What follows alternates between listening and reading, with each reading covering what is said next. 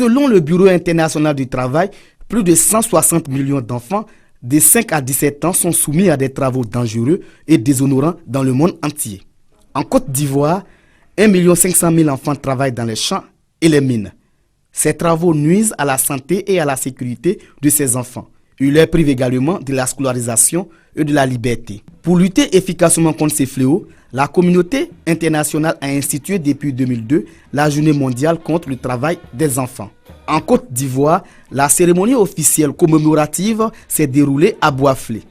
Cette 13e édition a eu pour thème étendre la protection sociale, éliminer le travail des enfants. Nous voudrions donc vous inviter à accentuer les actions ci-dessous pour notre développement physique, mental, moral et notre plein épanouissement, à savoir le droit à l'éducation obligatoire, gratuite et de qualité pour tous, le droit à la santé, le droit à être protégé contre toute forme de violence et d'abus. Les intervenants à cette journée ont encouragé les efforts du gouvernement pour retirer les enfants des champs et des mines pour les renvoyer à l'école. Les autorités ont exhorté les parents à se soucier de l'avenir de leur progéniture en évitant de les soumettre aux travaux pénibles. Nous avons en Côte d'Ivoire 5 projets qui interviennent dans au moins 6 départements et qui nous permettent d'apporter véritablement nos appuis aux communautés, aux enfants vulnérables.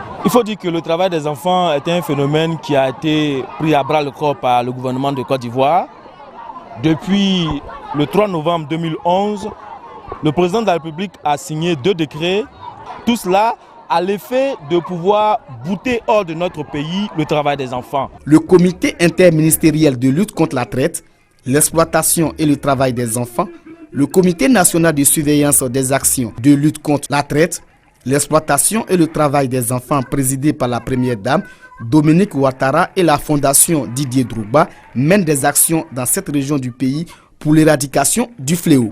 Les comités locaux ont reçu du soutien matériel et technique pour accroître les revenus des populations en vue de la scolarisation de leurs enfants.